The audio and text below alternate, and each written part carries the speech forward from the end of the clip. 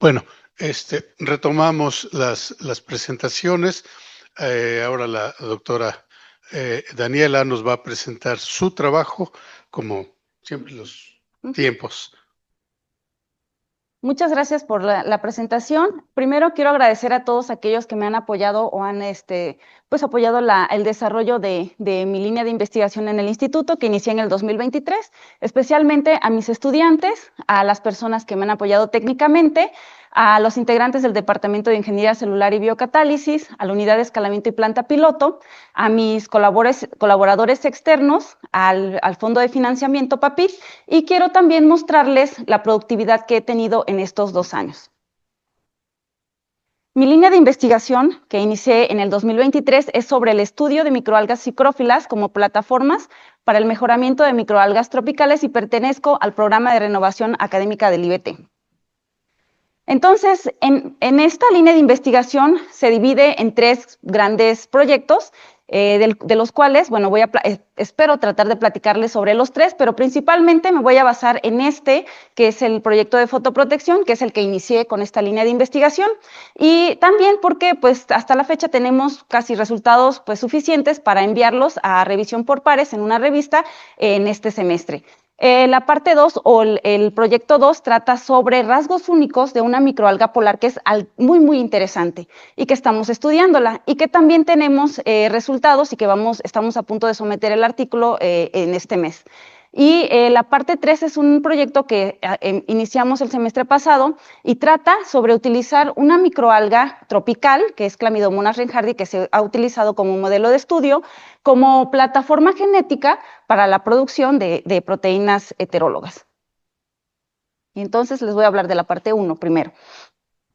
Bueno, las microalgas son organismos fotosintéticos que captan el dióxido de carbono con ayuda de la luz y producen y a cambio nos dan oxígeno y también algunos metabolitos que se consideran de interés biotecnológico, como por ejemplo pigmentos, ácidos grasos poliinsaturados, proteínas recombinantes y biocombustibles, entre otros. Algunas especies de microalgas, como las que les muestro acá arriba, pueden crecer a cielo abierto o podemos hacer cultivos a cielo abierto en estos sistemas que vemos acá, en sistemas abiertos como estos o sistemas cerrados como estos fotobioreactores. Sin embargo, como se utiliza la luz del sol, algunas de estas microalgas pueden estar sujetas a experimentar fotoinhibición, que es aparición de daños fotooxidativos en el aparato fotosintético, y esto disminuye la eficiencia y la tasa de fotosíntesis, pues debido a este exceso de energía, ¿no? Y en casos muy extremos, estos cultivos hasta se pueden blanquear, como podemos ver en esta fotografía, lo cual, pues, o sea, no es ventajoso porque lo que nosotros queremos es obtener altas productividades de biomasa y de metabolitos. Entonces, si pasa esto, pues estas productividades disminuyen y entonces, pues, no podremos obtenerlas, o sea, este tipo de situaciones limita el potencial que tienen estos cultivos de microalgas al ambiente abierto. Bueno, cuando hay altas intensidades de luz o cuando hay un exceso de energía, parte de esa energía pues se transforma en energía química a través de la fotosíntesis, pero parte de este exceso puede producir especies reactivas de oxígeno y bueno, para todas las células esto es dañino, ¿no? Pero también organismos fotosintéticos han desarrollado estrategias a través de su evolución para poder protegerse de ese exceso de energía. Y como por ejemplo, pues pueden mover sus hojas, en el caso de algunas plantas, también pueden realizar una fototranslocación de los cloroplastos para evitar también este fotodaño, y también pueden disipar la energía en forma de calor, este exceso de energía en forma de calor. Esta disipación de energía puede ser medida en vivo a través de la extinción de la fluorescencia de la clorofila A y se denomina extinción no fotoquímica o NPQ por sus siglas en inglés. Pero para que este mecanismo se active, tienen que haber otros elementos, varios, pero estos elementos muy importantes para que este mecanismo se active. Estos 3 son de los más importantes. La zeaxantina. La zeaxantina es un carotenoide que se sintetiza en el ciclo de las xantófilas, en el ciclo de la biolaxantina. A partir de biolaxantina, por la acción de la enzima biolaxantina desepoxidasa, que desepoxida esta biolaxantina para convertirla en zeaxantina. Esta zeaxantina es el único carotenoide de estos tres que puede disipar la energía en forma de calor. Otro aspecto importante es este galactolípido, monogalactosildiacilglicerol o MGDG. Esta es su estructura y tiene generalmente ácidos grasos poliinsaturados como sus componentes de ácido graso. Este es muy importante porque ayuda a que se solubilice la biolaxantina en la membrana del tilacoide. Todo esto ocurre en la membrana de los tilacoides, en los cloroplastos. Y también, bueno, ahorita les voy a explicar qué otra función tiene. Y también es importante un gradiente de pH intermembrana en el tilacoide. Se han descrito varios modelos para explicar esto, porque realmente todavía no está 100% pues, dilucidado. Y uno de los más aceptados o de los más recientes es este que está descrito en plantas, en donde cuando hay una baja intensidad de luz, la proteína biolaxantina desepoxidasa se encuentra en su forma monomérica que es inactiva. Pero cuando hay una alta intensidad de luz y como resultado del gradiente de protones de la transferencia de electrones, el pH en el lumen disminuye a 5. Esto hace que la proteína BDE se dimerice y se active. Y entonces sucede un rearreglo o desarreglo, por decirlo así, de la membrana intertilacoidal, en donde este MGDG que se encuentra acá, que son estas estructuras, se agrupan las cabezas polares, dejando pues, hacia afuera las estructuras de ácidos grasos y también los centros reactivos o los centros de captación de luz del fotosistema 2 se desempaquetan acá y se aglomeran en esta parte de acá. Y esto hace que la membrana como que se desarregle y permite que la proteína dimérica ingrese o se acerque junto con su sustrato, la biolaxantina, para que lo sintetice o lo convierta a zeaxantina, y esta zeaxantina se va como a colocar alrededor de estos centros de captación de luz para poder captar la energía en exceso y disiparla en forma de calor. Este mecanismo ha sido demostrado, como les platiqué, principalmente en Arabidopsis thaliana, en algunos mohos y en algunas algas como Chlamydomonas reinhardti. Sin embargo, estos organismos pues son organismos no tolerantes, algunos de ellos, y probablemente puede ser que no nos estén dando resultados que nosotros quisiéramos observar como más drásticos en un organismo que es tolerante, que hasta posiblemente tenga otros elementos que no nos están mostrando acá, de manera muy resumida, se los estoy platicando, y que nos pudieran dar como más respuestas de mecanismos de fotoprotección, pero en microalgas o en organismos que son altamente tolerantes. Con esto, las preguntas de investigación de este proyecto es, bueno, ¿cuáles son los mecanismos de fotoprotección en una microalga tolerante a altas intensidades de luz? Si estos son similares a los que ya están descritos en plantas y otros organismos fotosintéticos, o si hay elementos nuevos o vías nuevas que están todavía por describirse. Cabe destacar que al menos en microalgas tolerantes no se han descrito estas partes, ¿no? Y dentro de las preguntas específicas que estos estudiantes de licenciatura ya nos han ayudado a responder son cuáles son las respuestas fisiológicas y moleculares ante altas intensidades de luz en una Chlamydomonas tolerante y en una no tolerante, ¿no? Ellos son estudiantes de licenciatura que han venido aquí a hacer su tesis de licenciatura, ya se graduaron, y ella es mi estudiante de maestría que está en proceso en su tesis. Entonces, con respecto al crecimiento, bueno, crecimos a estas microalgas en fotoreactores tubulares que están disponibles en la planta piloto y probamos diferentes intensidades de luz, desde 120, que nosotros consideramos una intensidad de luz, que es a la intensidad a la que regularmente crecemos a nuestras microalgas, hasta 3.250 micromol de fotones, que ya se considera una intensidad de luz alta. Y para darles una referencia, esta intensidad de luz de 2000 fue la que obtuvimos aquí en Cuernavaca a las 12 horas en un verano. Entonces, pueden observar que de por sí ya estamos creciendo a nuestras microalgas a intensidades de luz bastante bajas en el laboratorio.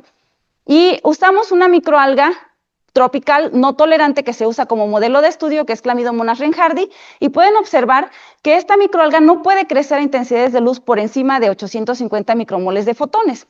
Pero cuando nosotros probamos a nuestra microalga, que es una microalga tolerante, es una microalga polar, esta microalga sí pudo crecer a todas las intensidades de luz que nosotros evaluamos, ¿no? Hasta 3.250 micromoles de fotones. Entonces sí vemos una clara diferencia entre una microalga no tolerante y una tolerante. ¿Qué sucede con respecto a los fotopigmentos? Aquí les presento el contenido total de clorofila y aquí el contenido total de carotenoides. Y podemos observar en ambas microalgas, en este caso, que cuando incrementa la intensidad de luz, disminuye el contenido de clorofila. Y en el caso de los carotenoides sucede lo contrario. Al menos en la microalga polar, a partir de 1.200 micromoles de fotones, incrementa el contenido de carotenoides. En la microalga tropical o no tolerante, esto pues no cambia, ¿no? Entonces podemos observar ahí ya el primer mecanismo de fotoprotección y pues es lógico, ¿no? Los carotenoides pues son antioxidantes muy potentes. En el caso de los fotopigmentos ya más específicos, pues aún no hemos podido terminar o tratar de cuantificar el contenido de estos fotopigmentos de biolaxantina, anteraxantina y zeaxantina y estamos en proceso. Ha sido muy complicado, pero lo vamos a lograr. Sin embargo, pudimos medir la abundancia relativa de los genes que codifican para estas proteínas. Si recuerdan, pues tenemos la biolaxantina que reacciona y produce zeaxantina a través de la biolaxantina desepoxidasa y lo contrario o la reacción inversa es de zeaxantina, se epoxida para biolaxantina y esta la realiza la enzima zeaxantina epoxidasa. Entonces queríamos ver cómo estaba la expresión de estos genes. En el caso de Chlamydomonas reinhardti, pues encontramos dos genes que codifican para dos diferentes BDEs independientes y 5 isoformas que codifican para zeaxantina epoxidasa. Y podemos observar que en el caso de Chlamydomonas reinhardti, pues sí, este gen, los dos genes, están sobreexpresados. En el caso de la malina o de la microalga tolerante, eso fue un poco más complicado porque pues no tenemos el genoma de esta microalga, dado que solo nosotros muy pocos grupos estamos trabajando con ella y todavía no existe el genoma de esta microalga, pero tenemos datos de un transcriptoma y nos dimos a la tarea de buscar algún gen que codificara para una biolaxantina desepoxidasa y zeaxantina epoxidasa y encontramos estos dos, y estos también pues se comparan con los genes de referencia en ambas gráficas, ¿no? Con el gen actina. Y entonces también aquí pudimos observar que la BDE pues también estaba sobreexpresada con respecto a la zeaxantina desepoxidasa. Esto lo evaluamos solamente a 2 intensidades de luz, dado que la Chlamydomonas reinhardti no crece arriba de 800, entonces solamente llegamos a 750 micromoles y las barritas grises son 120 micromoles de fotones. En este caso pudimos observar que esta isoforma está sobreexpresada a bajas intensidades de luz y acá la CEP o la zeaxantina epoxidasa también está sobreexpresada más o menos sobreexpresada a bajas intensidades de luz, pero la que nos interesa, que es la biolaxantina desepoxidasa, está sobreexpresada. Entonces, pues bueno, una de las cuestiones acá pues es ver cómo va a estar el pool de biolaxantina, anteraxantina y zeaxantina que esperemos obtener ya este semestre. Ahora, con respecto a la disipación de energía en forma de calor, bueno, usamos este instrumento que fue amablemente facilitado y prestado por la doctora Ale Covarrubias, que mide la fluorescencia de la clorofila A. Esto, el NPQ, que es el enfriamiento no fotoquímico, está dado por la fluorescencia máxima de la clorofila A en oscuridad sobre la fluorescencia máxima de la clorofila A en iluminación menos 1.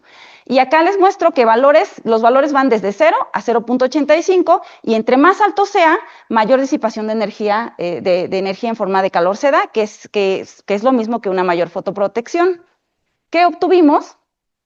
Obtuvimos que con la Chlamydomonas no tolerante, pues esta sí incrementa los niveles de NPQ hasta 0.4. No sabemos más adelante, pues porque no pudo crecer. Pero la Chlamydomonas malina, pues sí va incrementando gradualmente los niveles de NPQ hasta a partir de 1.200. Ya se incrementa pues drásticamente hasta llegar a 0.84, que es a la máxima intensidad de luz a la que evaluamos y donde pudimos decir que tiene los niveles de fotoprotección pues son bastante eficientes. En el caso de la composición macromolecular nos interesaba saber si podíamos utilizar a los lípidos como respuesta a estrés de iluminación.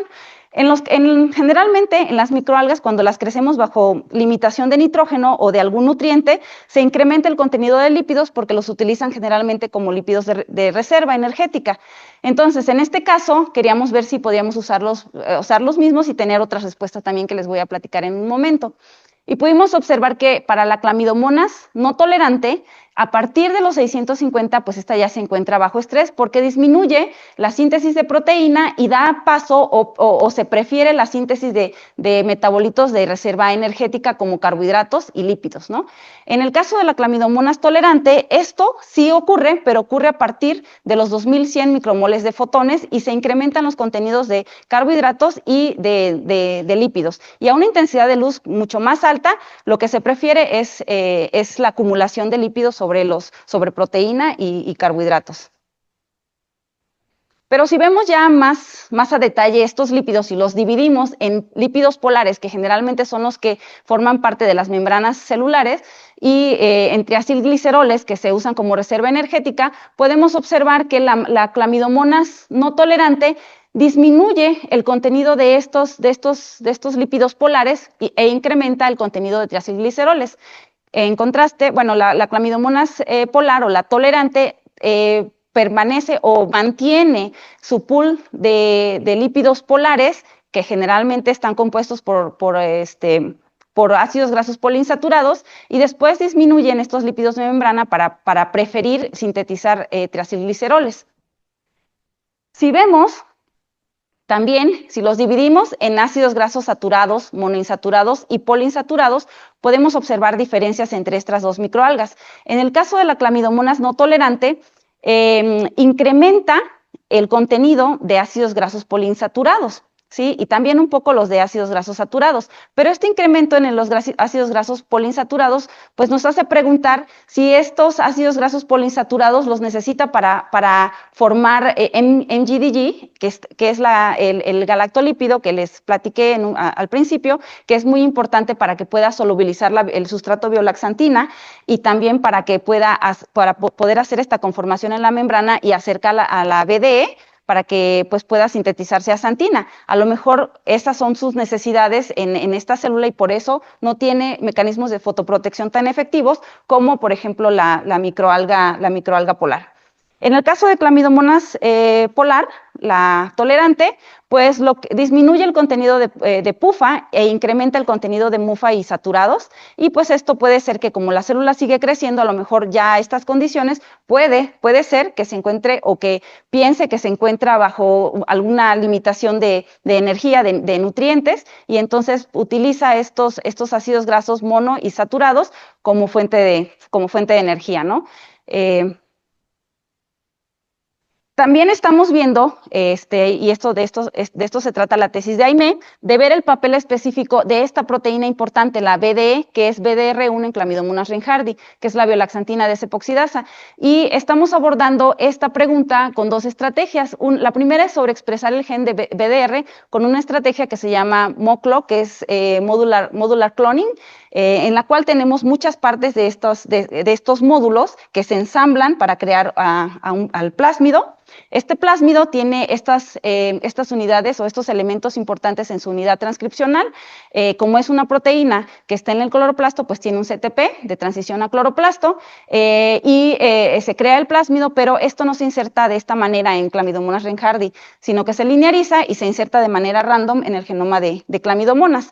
Y bueno, con esto Aimé ya ha logrado obtener algunas cepas transformadas, y ahora se va a dedicar en estas semanas en la eliminación del gen por CRISPR-Cas. Así como platicó Marta, pues también Chlamydomonas es una eucariota, y entonces para nosotros interrumpir el gen tenemos que digamos que targetear uno de los exones. Entonces nosotros nos enfocamos en el exón 1 y en lo que vamos a hacer es interrumpirlo y agregarle un gen que confiere resistencia a un antibiótico, que es el paramomicina. Y entonces, bueno, eso es lo que está haciendo en estos días Aimé, y lo que vamos a hacer con estas cepas transformadas es caracterizarlas, o sea, el crecimiento, o sea, la diferencia entre estas dos, la producción de fotopigmentos, los niveles de NPQ, la composición macromolecular y los lípidos, ¿no? También los tipos de lípidos y el perfil de lípidos para ver exactamente cuál es el papel de esta biolaxantina desepoxidasa en la fotoprotección de clamidomonas y que tenga que ver con NPQ, con fotopigmentos y lípidos. Y las conclusiones de la parte 1 es que, bueno, ya se las he platicado, pues que la malina o la microalga tolerante es capaz de crecer hasta una intensidad de luz muy alta, mientras que la microalga tropical Chlamys reinhardti pues solo crece hasta 850. Y que, bueno, nosotros creemos, que les voy a platicar más adelante, que es debido a su hábitat, ¿no? Que por eso presenta mayores niveles de fotoprotección que la microalga tropical. Estas son nuestras conclusiones ya más específicas, que ya se las platiqué en cada una de las diapositivas. Ahora rápidamente les voy a platicar sobre el otro proyecto que tenemos y que es de los que hemos logrado publicar 3 artículos en estos 2 años y que estamos en preparación para publicar este artículo este mes. ¿Por qué nos interesa este tipo de microorganismos o de organismos polares? Porque miren, estos están sujetos a experimentar condiciones a condiciones ambientales extremas y oscilantes, como por ejemplo, pues bajas temperaturas, tienen fluctuaciones de salinidad, y esto se los voy a explicar rápidamente porque estas microalgas, al menos las que hemos trabajado, pues o las que hemos aislado, se encuentran en esta parte del hielo polar. Y entonces este hielo puede o no estar en contacto con el agua de mar. Entonces, estas microalgas tienen que adaptar su metabolismo muy rápido para poder contender con estas fluctuaciones de salinidad, lo cual es súper interesante. Y en mi trabajo de postdoc y como investigadora en Noruega, pues identificamos a esta microalga polar que es altamente productiva. Es súper interesante, la aislamos del mar de Beaufort, es marina, pero también crece en agua dulce, lo cual es súper interesante. Presenta altas productividades de biomasa, proteínas, lípidos y carbohidratos y pigmentos. El rango de crecimiento es bastante amplio también. Y de lo más interesante es que produce altísimas concentraciones de ácidos grasos poliinsaturados y también en algunas condiciones de triacilgliceroles y no presenta fotoinhibición, como ya les mostré.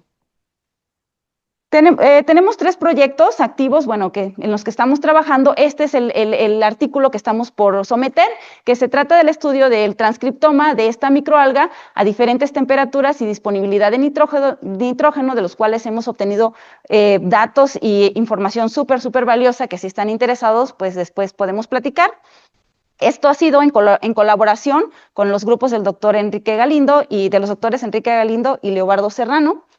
También, producto de mi trabajo de postdoc en la Universidad de Nebraska, también hemos identificado a una proteína que es la glicerol 3-fosfato deshidrogenasa bidominio, que nosotros como que la sacamos, digamos, a la literatura, no se había descrito, pero la describimos, que es una proteína que tiene 2 funciones, una de deshidrogenasa y otra de fosfatasa.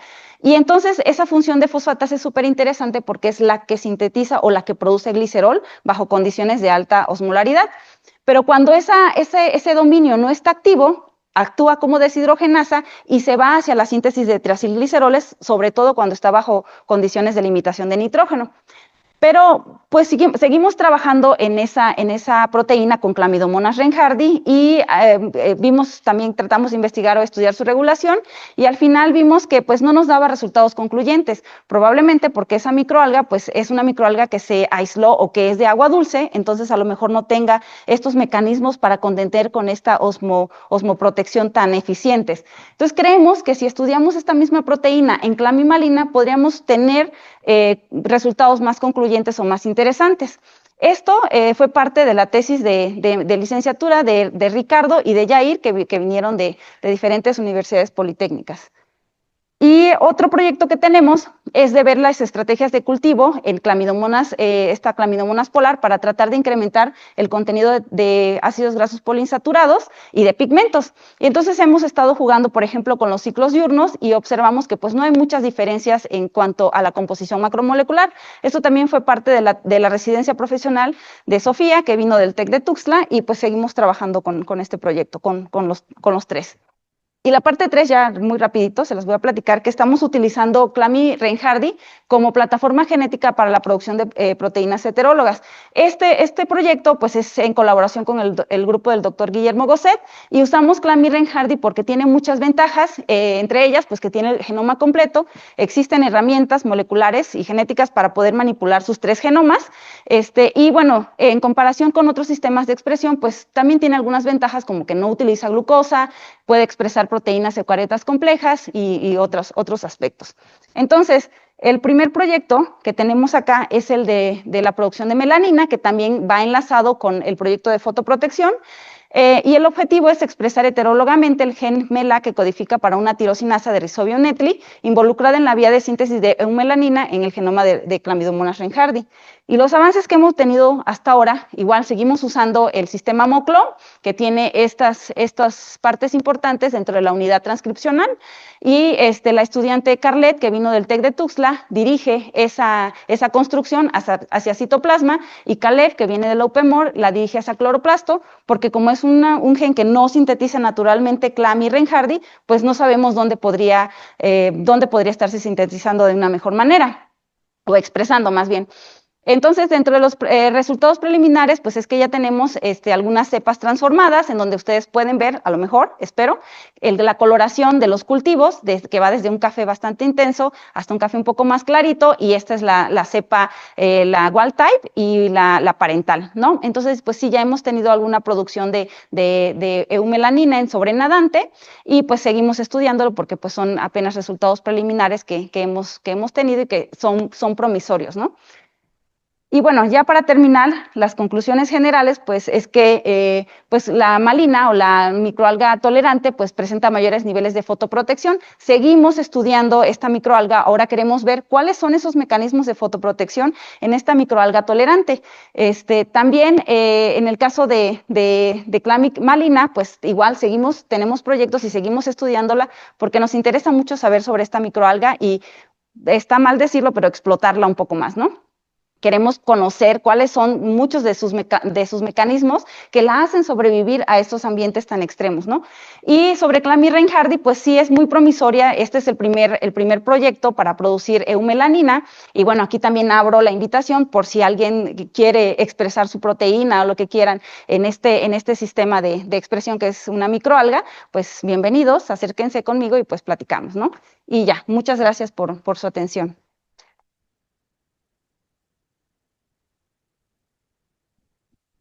Gracias, Daniela. Tenemos tiempo para un par de preguntas. Sí,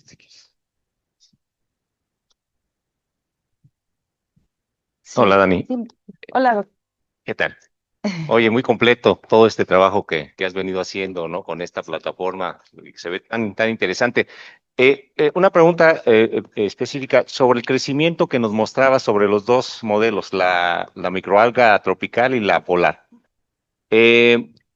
Bajo las mismas condiciones de iluminación, porque entiendo que son rangos diferentes, ¿cómo expresa el crecimiento? ¿Realmente se abate el crecimiento en la microalga polar y qué tanto es? ¿En la microalga tropical? En la tropical, sí. La que no tolera, sí. Sí, o sea, no crece, hasta 850 pues ya como que le empieza, ya disminuye su velocidad de crecimiento, ¿no? Pero a 1200 ya no crece, o sea, ya el número de células no incrementa, pero no se mueren todavía.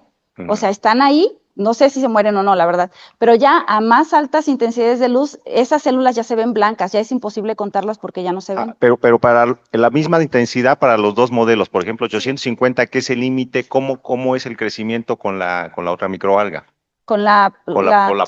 Con la polar, Ajá. pues sí disminuye la velocidad de crecimiento, y se ven, perdón por decir la palabra, pero se ven más gorditas, ¿no? Estas microalgas porque están acumulando estos triacilgliceroles o estos lípidos.